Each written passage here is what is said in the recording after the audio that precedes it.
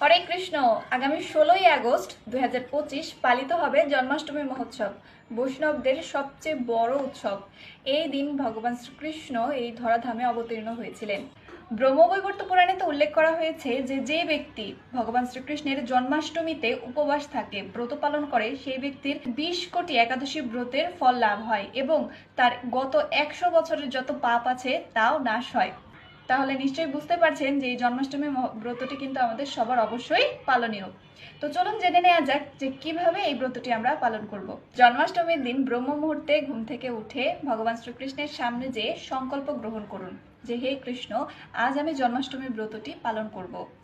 এইভাবে সংকল্প গ্রহণ করার পরে সারা দিন চেষ্টা করবেন অধিক থেকে অধিক হারে হরে কৃষ্ণ মহামন্ত্র জপ করার, ভক্ত সঙ্গ করার এবং ভগবান শ্রীকৃষ্ণের দিব্য লীলা সমূহ স্মরণ করার, পঠন করার। এবং এরপরে সকাল থেকে রাত 12টা পর্যন্ত কিন্তু নির্জল উপবাস থাকতে হবে। যাদের শারীরিক সমস্যা আছে তারা চাইলে ফলাহার করতে পারেন।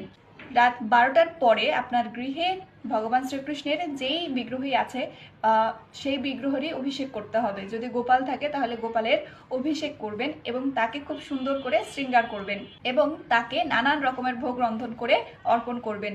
দুধ দই দ্বারা যেই ভোগ রন্ধন করে অর্পণ করা হলে তিনি অত্যন্ত প্রসন্ন হন। আর আপনারা তো অনেকেই জানেন যে গোপালের তালের পিঠা কিন্তু খুবই প্রিয়, তো আপনারা চাইলে তালের পিঠা তৈরি করে ভগবানকে ভোগ অর্পণ করতে পারেন।